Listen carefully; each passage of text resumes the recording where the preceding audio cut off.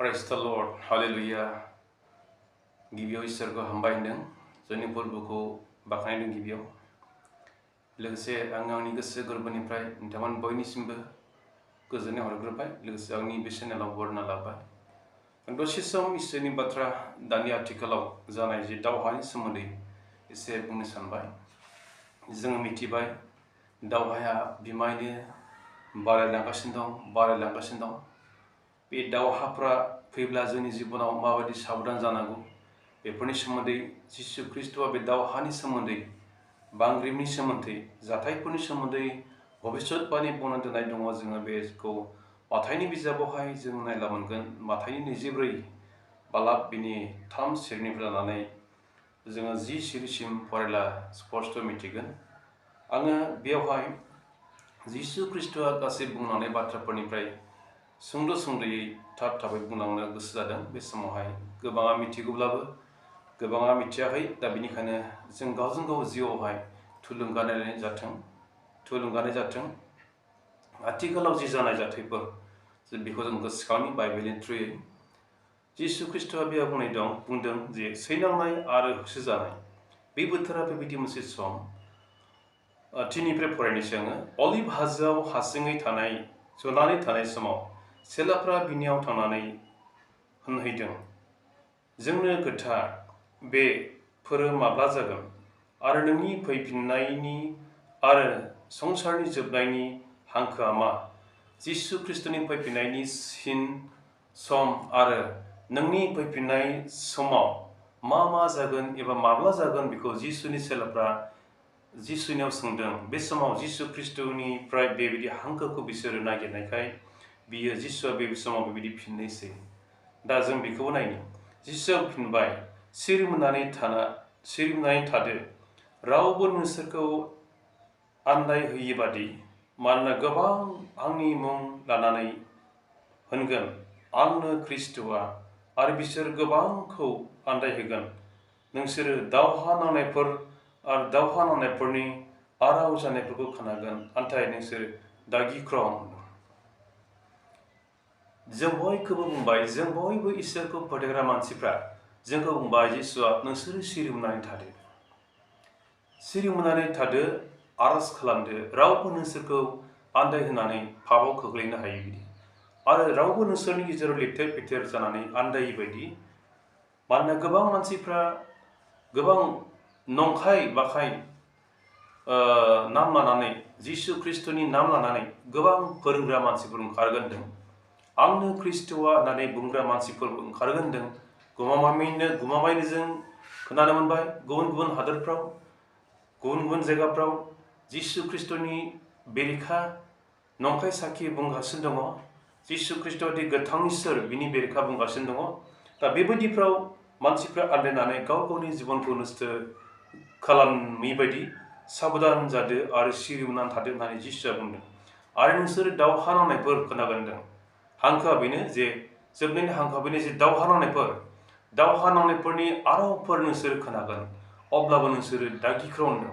दिनै जों खोनानो मोनबाय दावहा नांनाया थांनाय 2022नि 24 थारिखनिफ्राय लानानै दासिम इउक्रेनजों रासियाजों दावहा नांनाया बोसोरनैनि बारलांबाय आरो 2023आव जों खोनादों इजराइलजों पेलेस्टाइनजों दावहा नांनाया 2023नि अक्ट'बरनि 7 थारिखनिफ्राय दासिमबो दावहा जागासिनो दङ इजराइलजों पेलेस्टाइन लेबानन सिरिया गासै मुस्लिम हादोरफ्रा लोगो लानानै इजराइलजों दावहा नांदोंमोन नाथाय बे दावहाया दासिमबो जोबाखै दिनै जों खोनानो मोनबाय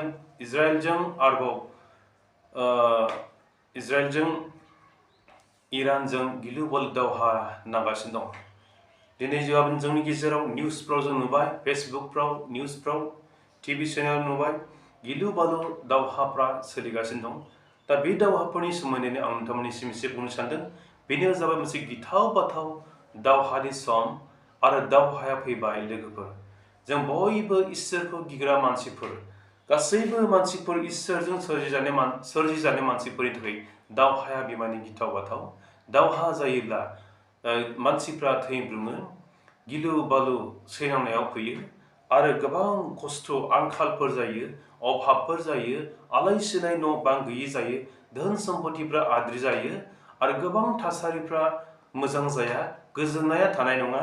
दा बेनिखायनो लोगोफोर, आङो बे समाव आरोबाव फरायबावनो सानदों, बेबायदि दावहा नांनायफोरनि आरावफोर खोनागोन होनदों, अब्लाबो जों बयखौबो जिसुआ बुंदों नोंसोरो दा गिख्रं होनदों। मानोना बेफोर जाथारनांगौ होनदों। मानोना बेफोर जाथारनांगौ, नाथाय जोबनायनि समा अब्लाबो जाथ'वाखै होनदों।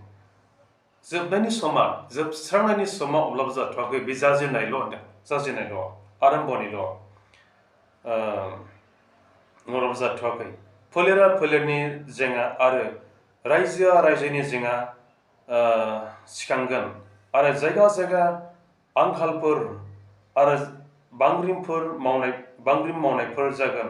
नाथाय बेफोर मानिया आइखां बायखांफोरनि जाजेननायल' होननानै बुंदों। आरो जाथिजों जाथि दानलाय सुलाय, फोलेरा फोलेरनि जेंना जागोन। जाथिया जाथि दानलाय सुलाय जागोन, जाथिजों जाथि नांलाय खमलाय जागोन, गोबां जाबोबाय। आरो देशजों देश दावहा जागोन, बै हादोरजों बै हादोर सैलायनाय नङा, बै हादोरना बै हादोरनि सायाव हेंथा जेंनाफोर जुजिग्रा जागोन।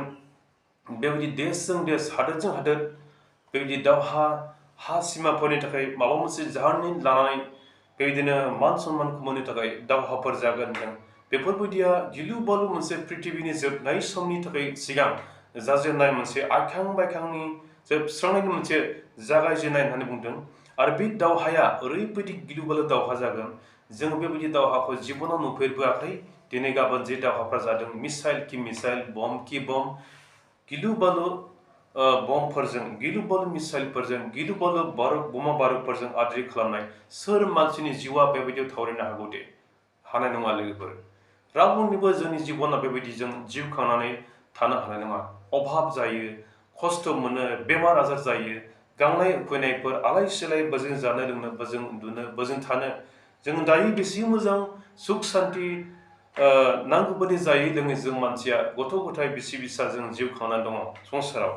नाथाय दिनै गाबोन जोंनि गेजेरावबो दावहा जुदि फैयोब्ला, अब्ला जों माबायदि जागोन? जायफ्रा दावहायाव थानांनानै दं, बै दावहायाव जिउ खांनानै मानसिफोरनि जिबना, दावहायाव आलाय सिलाय जानाय मानसिफोरनि जिबना, दावहायाव आघात जानाय मानसिफोरनि जिबना बेसेबां गिथाव बाथाव दिनै जों बेखौ सानहरनानै नाहरोब्ला बिराद गिलु बालु दावहाया फैबाय। गिलु बालु दावहाया फैबाय लोगोफोर। जोङो जोबनायखौ बेयावनो लोगो मोननो हागौ दे। गोबां मानसिफोरनि थाखाय जोबनाया बेयावनो जानो हागौ। दा बेनिखायनो बेबायदि समफ्रा फैबाय जे जों साफ्रोमबो जिउआव सिरिमनानै इसोरनि बोसोनखौ मानिनानै फोथायनायजों जों सोरगो रायजोखौ लामा नायनायनि सम जाबाय। खारन जोंनि थैनायनि उनावसो जों सोरगोआव सहैयो नालाय जोंनि आत्माफ्रा। बेनिखायनो जोङो संसाराव गोथाङै थासान्दि जों थैनायनि सिगां जोंनि जिउफ्रा जेन जों पापफोरनिफ्राय जेन सुस्र जानानै जों गोसो सोलायनानै इसोरनि बोसोनाव थानानै मोजां फोथायग्रा मानसिफोरजों जों जानो हायो।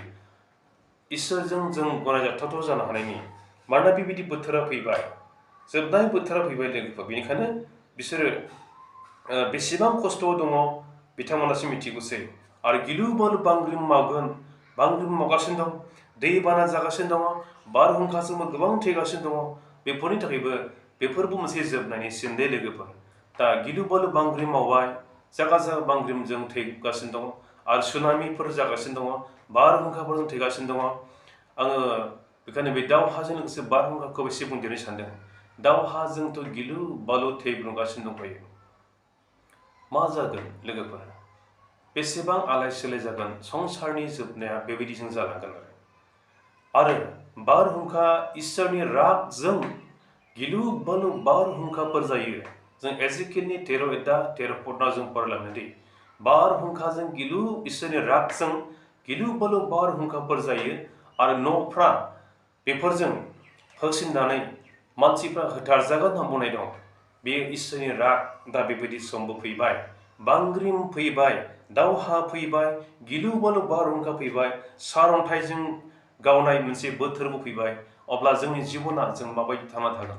जों ख्रिस्ट'नि बोसोनखौ मानिब्ला, इसोरनि बोसोन थायोब्ला, जिसु ख्रिस्ट'खौ जों जिउजों फोथायनानै थायोब्ला जोंनि जिउआ थैनायनि उनावबो सोरगोआव जों सहैगोन। बेनिखायनो जिसुआ बुंदों नोंसोर उसावबो दाजा दा गिख्रं होनदों। जों जहननि गाहाम जहननि 14नि जोङो 1निफ्राय 10सिम फरायला मोनो। जिसुआ बुंदों नोंसोर उसावबो दाजा इसोरखौ फोथाय आंखौबो फोथाय मानोना आंनि आफानि न'आव गोबां थाग्रा जायगाफोर दं। आं नोंसोरनि थाखाय जायगा थामथिम खालामहैनोसै। जेब्ला आं जायगा थामथिम खालामहैगोन अब्ला आं नोंसोरखौ लांनो फैफिनगोन होननानै जिसु ख्रीष्टआ बुंदों। बियो दङ गैयाब्ला आं नोंसोरनो खोन्थागौमोन होननानै जिसु ख्रीष्टआ बुंदों। जेब्ला जिसु ख्रीष्टआ गासै सोरगोनि थाखाय सोरगोआव जायगा थामथिम खालामखांगोन अब्ला बे बुहुमाव थानाय गासैबो धोरोमियाफोरखौ लांनो बे फैगोन होननानै मोनसे गावनो प्रमिसखौ होलांबाय, जबानखौ होलांबाय। बे समा माब्ला जों मिथिया, नाथाय बे गासैबो बोथोरनि जोबनायाव संसारनि जोबनायनि हांखोआ फैखानायखाय जिसुआ गाव बुंनाय बायदि बाथ्रा फाथिनै मोनफा मोनफा फारि फारि जागासिनो दं। लोगोफोर, जों मानो उन्दुनानै थाबावनो? जों आर'ज खालामनो गोसो जादों, इसोरनि बाथ्राखौ ध्यान खालामनो गोसो जादों, प्रार्थना खालामदों, इसोरनि बाथ्राखौ ध्यान खालामदों, नंगौयै गोसो सोनानै मोजां जीबन जापन खालामनो गोसो जादों। मानोना बोथोरा जोबोद गिलु बालु फैबाय। थाखा फैसायावल' गोसो होआलाबानो, जानाय लोंनायावल' गोसो होआलाबानो, गाव गावनि बेक्तिगत खामानिफोराव गोसो होआलाबानो दसे समब्लाबो इसोरनि थाखाय नोङो सम होनानै बिखौ मान होनो गोसो जादों। मानोना फोरबोखौ मान होनानै गासै समनि थाखाय जों इसोरखौ खुसि खालामनो हायो। जों बे संसाराव इसोरखौ खुसि खालामनो थाखायल' जोंनि बे संसाराव मानसिनि जिउ खांनाया जों उपदेशगिरिनि जोङो 12 अध्यायनि 13-14 जों फरायला मोनो। मानसिया जे संसाराव दाजाबाय इसोरखौ खुलुमो सिबिनो थाखायल', इसोरखौ मान होनो थाखायल' जों बे संसाराव सोरजि जाबाय होननानै बाइबेलाव उपदेशगिरिनि 12नि 13-14 स्पष्ट बुंनाय दङ। लोगोफोर, बेनिखायनो जों बयबो बे संसाराव दिनै जों थासान्दि गासै जाथायफोरखौ जों नुखाबाय, मोजां आरो गाज्रिखौ जों बिजिरनोबो हाबाय, सैथो असैथोखौ जों नुबाय, बोथोरनि परिबेसखौबो जों नुबाय।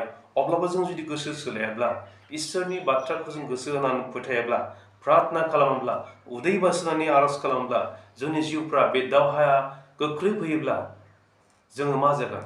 नाथाय खोमसिया सारौफालि साग्लोबबाय, मानसिफ्रा राग जोंनाय अबस्थायाव फैजोब्बाय, दावहा नांनो गोसो जाबाय मानसिफ्रा, अननाया मानसिफोरनिफ्राय खम जाबाय। बेनिखायनो गाज्रिथार मोनसे परिबेसआ जोंनियाव गाज्रिनिफ्राय गाज्रिसिन फैबाय। जों फोथायग्रा मानसिफोरनि थाखाय गिलु बालु मुगाफ्रा सम फैबाय। जों साफ्रोमबो सोरगोआव थांनो हास्थायग्रा मानसिफ्रा इसोरनि बाथ्रायाव गोसो होनानै जिसु ख्रीष्टखौ फोथायनानै जों नंगुबै गसंथानानै जों थै-थां जिसु ख्रीष्टनि मुङै जों गसंथानाय प्रार्थनाजों फोथायनायजों इसोरनि बाथ्राजों जों जिउ खांब्ला जोंहा जेबो गिनांगौ गैया। मानोना जोंनि जिउआ सोरगोआव सानसे समाव जों सहैगोन। बेखायनो जों जेबो जिंगा सियालाबा जों इसोरखौ फोथायनायाव गोसो होनि, मावै दाङै जायै लोङै इसोरखौ मान होनि। इसोरनि खामानि मावग्राफ्रा इसोरनि खामानि मावबाय, समाजनि खामानि मावग्रा समाजनि खामानि मावबाय। जाय जेखि बिबानखौ मोननानै मावनायजों लोगोसे इसोरखौ मान होनाय जाथों, इसोरखौ खुलुमनाय जाथों, इसोरनि प्रशंसानि थाखाय जाथों।